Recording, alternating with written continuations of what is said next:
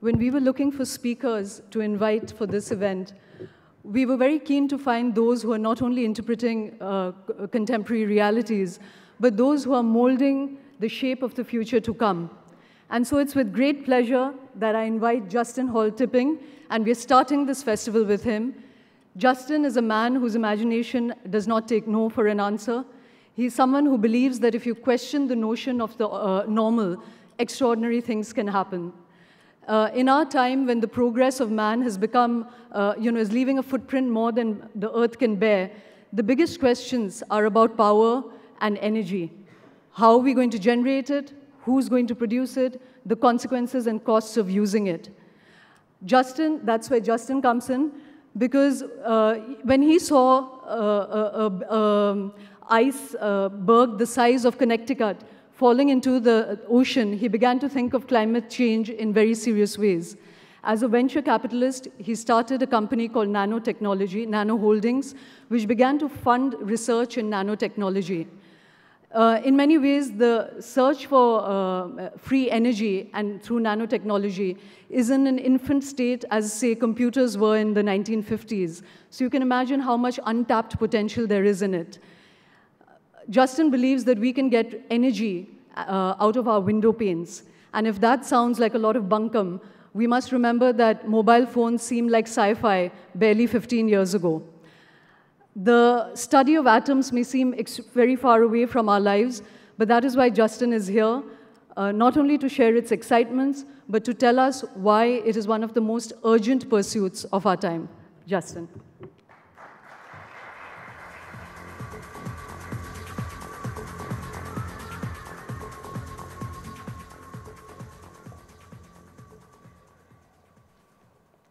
Thank you.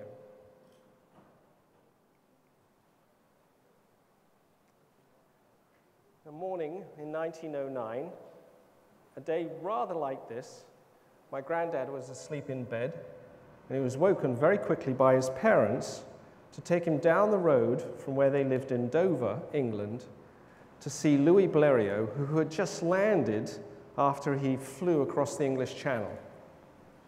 He flew 22 miles in 36 minutes. My granddad went and stood right next to this. Only 60 years later, my granddad was sitting in his TV room watching man's first footstep on the moon, real live black and white images being beamed back from a distant planet. As incredible as that is, the guys flew in a craft that looked like this and actually got there. Now, the wall of this spacecraft is as thin as a Coke can. How incredible it must have seemed to him watching that. And every generation thinks it lives in the most incredible of times. Things happen that are seemingly impossible only a decade or two earlier.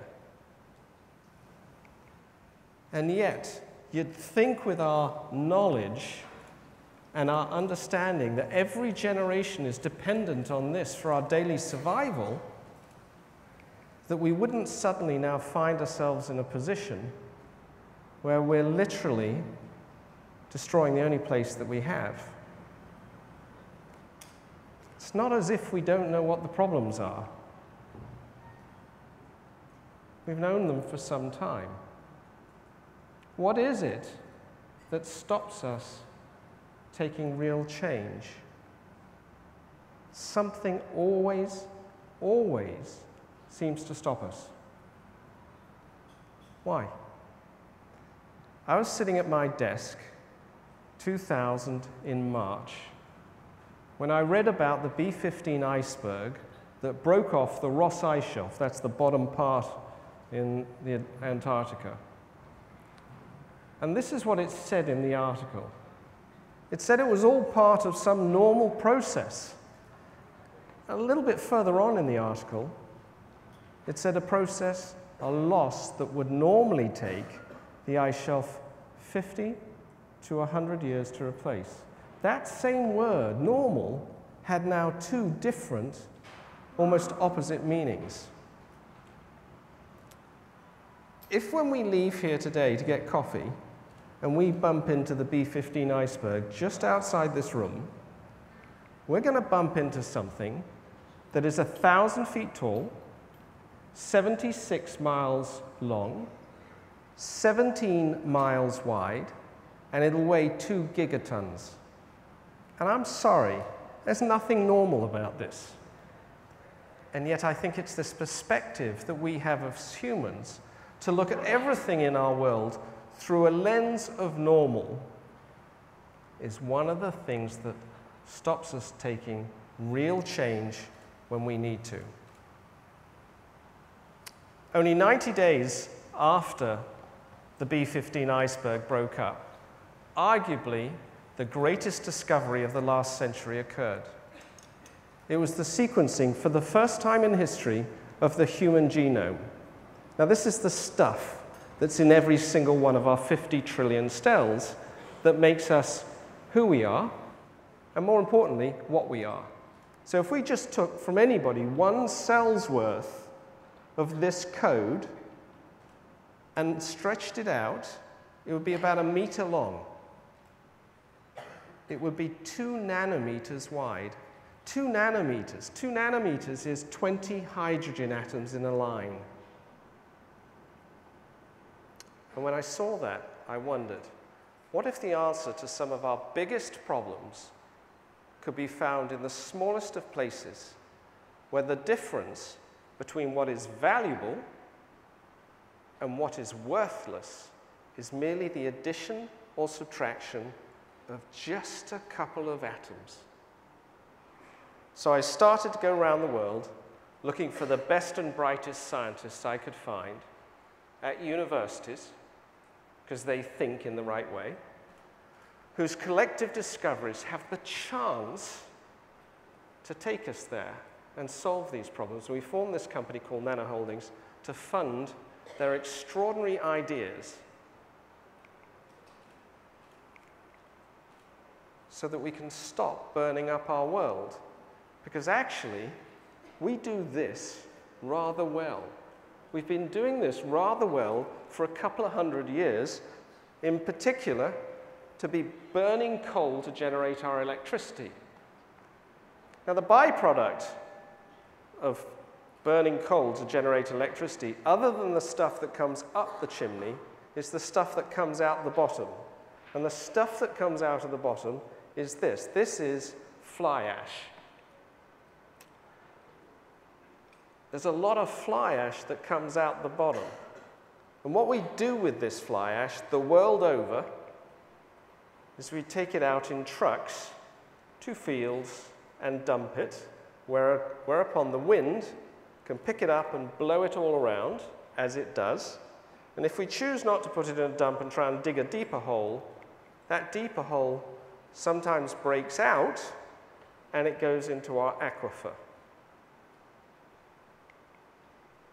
It doesn't look very pretty when it gets into our water supply. Aside from not looking very good, what's in it that you can't see is what we should be worried about.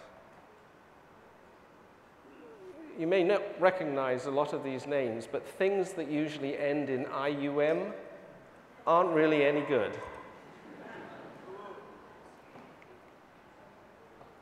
It's not a problem that anyone is immune from. Millions of metric tons of this stuff are produced.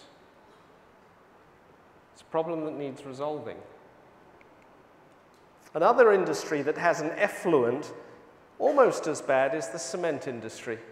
5% of the world's CO2 emissions comes from making cement. For every ton of cement we make, we release 1 ton of CO2 into the atmosphere. And that process has largely not changed since Roman times. If you look at the plant that cement is made in, it looks awfully like a coal-burning plant.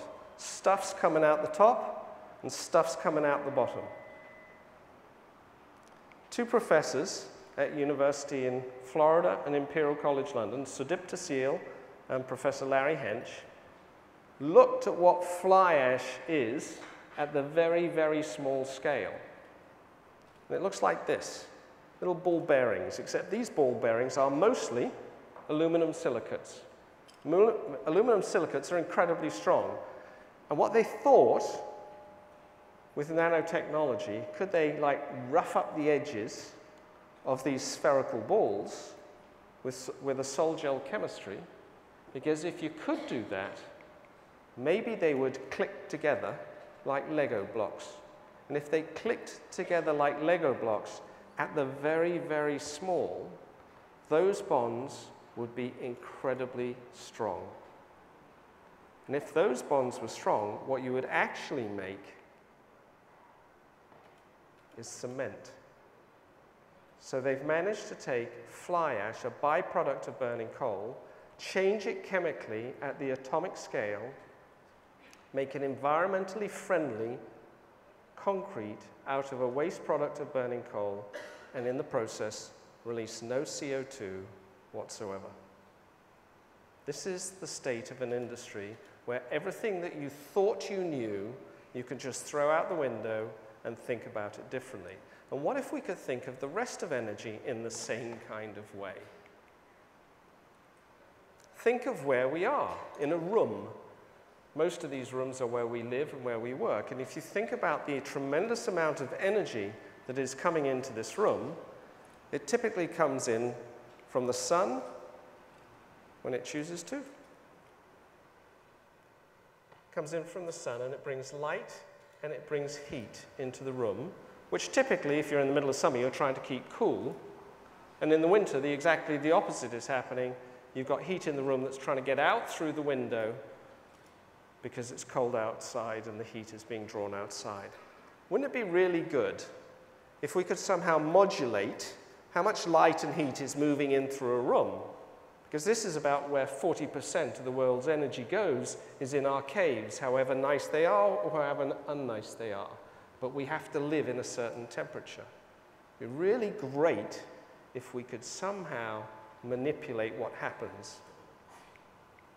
One of the things that can do that is a form of carbon that is made in this incredibly beautiful reaction, where we take graphite, we dump it into a plasma furnace at a very high temperature to vaporize it, and when it coalesces back into its carbonaceous form, it changes into chicken wire looking carbon rolled up with a slight twist. Except this chicken wire is 100,000 times smaller than the width of a single hair, and it's 1,000 times more conductive than copper. 1,000 times more conductive than copper? How can that be? One of the weird things about the nanoscale is that materials look and act very differently. You know carbon as the black piece in the pencil, carbon being black. In this format,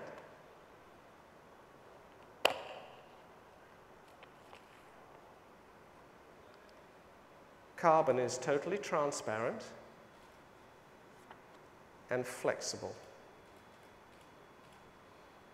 And when you combine that with a polymer and stick it on your window, apply a 2 millivolt pulse to it, it will change its state between colored, i.e. reflecting away light and heat, or transparent, letting all light and heat through, and any combination in between. Now, as we were working on this, we were suggested to go see a different professor at the university who was working on something entirely different. His issue that he wanted to solve was, what if you could turn off lights? Turn off artificial lighting. What would the power savings to us all if we could go and pull that stunt off? Well, the first thing we would have to do is see at night, which we don't.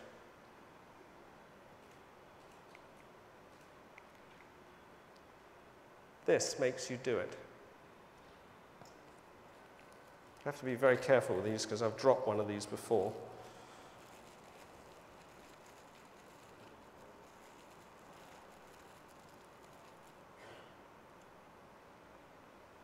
This is a thin film, totally new device using nanotechnology to change what happens at night. Because you see, at night, there's a tremendous amount of light, infrared, but our eyes just can't see it. Let me show you how this works. Firstly, it's called near vision, NIR for near infrared vision. To give you a sense of its perspective in comparison to a battery, the thing on the left is a normal camera lens that I'm going to use to stick on this side so I can film what you're about to see. I just want to tell you the parts. There are two parts in this, laid down essentially by spray painting. The first part is the thing that's happening on this side. You have infrared radiation coming in, it hits the plate, that infrared radiation is immediately turned into an electron, which then bops over to the display, which is on the back side, and is presented as a photon to my eye. And in the magic part,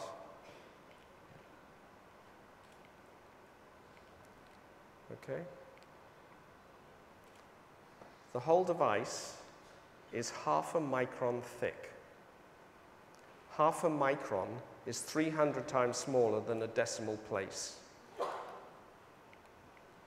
So this is what that camera looks through, just to show you first the transparency.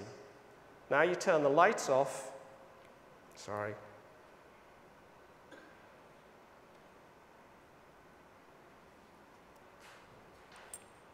You see an image of remarkable clarity showing you feature sets that you normally wouldn't see.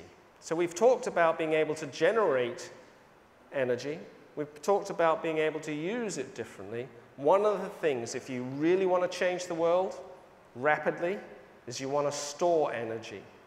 And this is the best storage mechanism that the world uses in terms of the one thing we care about, dollars per watt stored.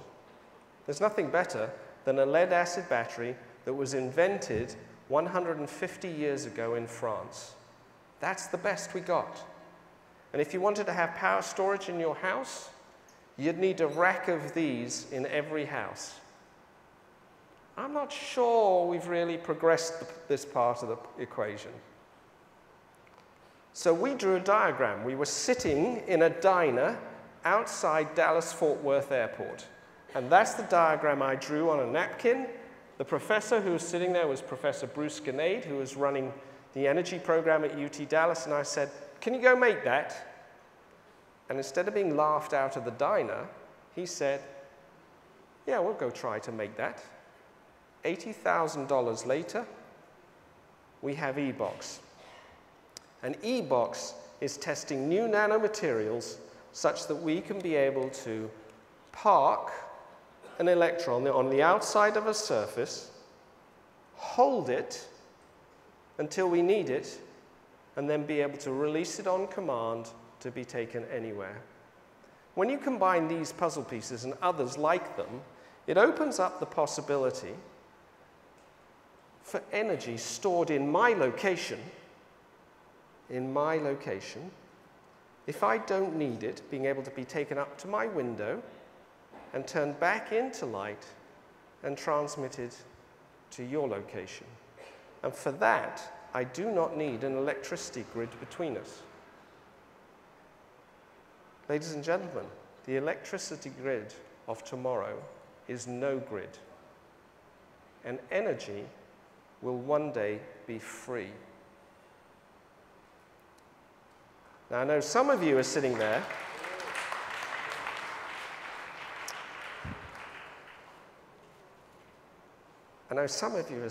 saying this is not going to be normal. Just as it wasn't normal for our parents and grandparents to conceive of a time when a long-distance telephone call would be free, when it wasn't normal to have a telephone called a cellular phone with no wire. And even stranger than that, it certainly would not be ever thought by our parents and grandparents as normal to be able to watch that, which we need to move from. When you combine these puzzle pieces, it opens up the prospect of being able to deliver one of the last real key issues, which is water. We're running out of water. The day that we do, we're going to have to grab all the water from the sea and convert it into something that we can drink. And for that, we're going to have to build desalination plants. And for us to build desalination plants for each of us, just for what we need as a human, each day,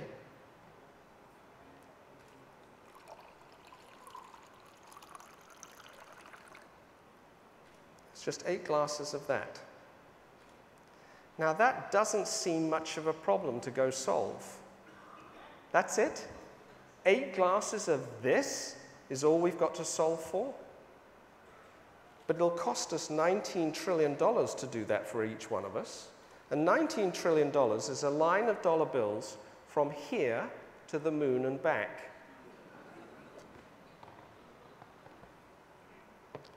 Oh, of course, I forgot, those things need energy to run. To run them, it'll take twice the supply, the known supply of oil in the world, and in doing so, burn up our planet even faster. We're simply not going to be able to do that. In 13 years, about 2/3 of the world is going to be under water stress. This cannot be our new normal. It cannot. Food, energy, and water are the basic needs of each and every one of us. This should be the human Bill of Rights, available to all. In our rapacious need for more, we are already using 1.5 planets worth of resources.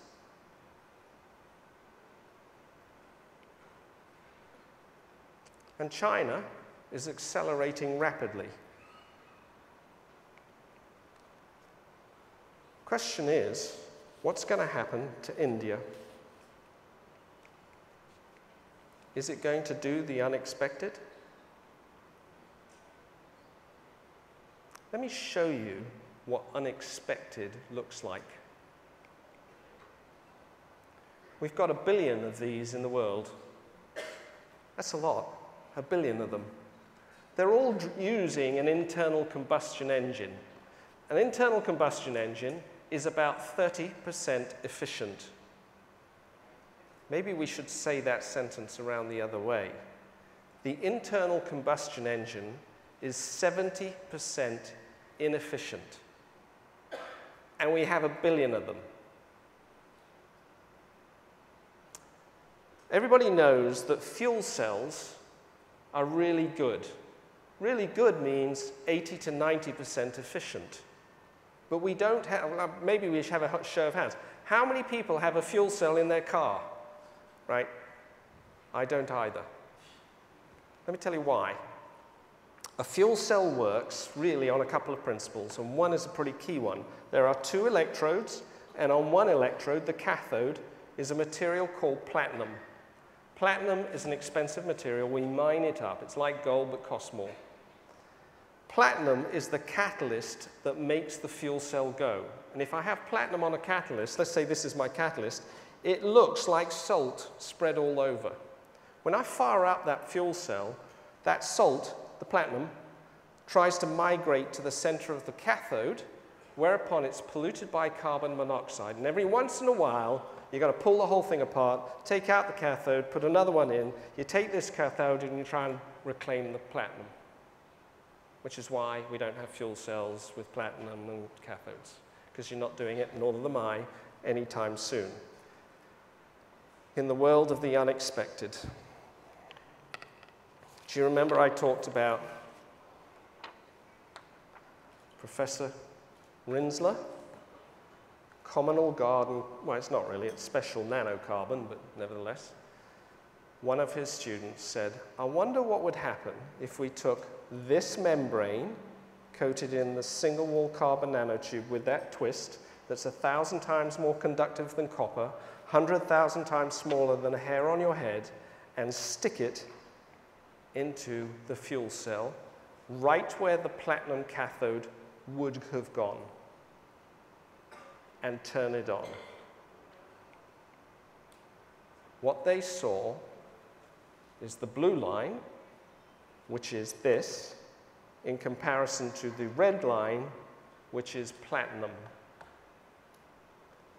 More surprisingly, there was no degradation in the carbon, whereas the platinum degrades. We weren't even doing an experiment looking for this. In the unexpected, somebody said, what the heck, why don't we try?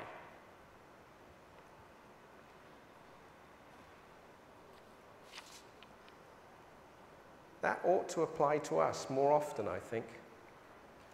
Because you see, we live in a rather unique neighborhood. A unique neighborhood that our power source delivers us 10,000 times more power every moment of every day than the world consumes. 10,000, that sounds like a lot. I want to sort of translate into something that we can really get our hands around. We've got a car, most of us. So I just want you to imagine we have a bridge between the Earth and the Sun. And this bridge is 2 miles wide. It's 1 mile tall, this road, 2 miles wide, 1 mile tall, all the way from here to the Sun, and it's made of ice.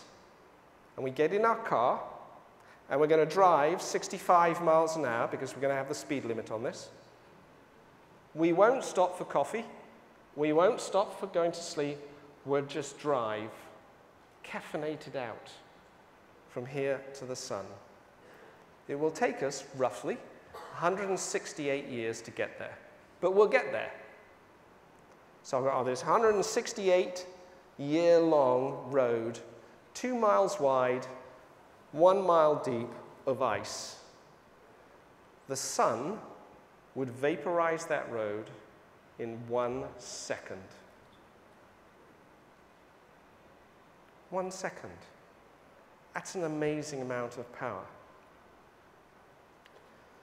Our attempts at radical energy innovation are in the very baby of tiny of baby steps. What if India decided to make an example for the world? Not take the shortcut like the rest of us, certainly not the shortcut, and instead really learned how to harness that kind of energy. That'd make you think. Thank you.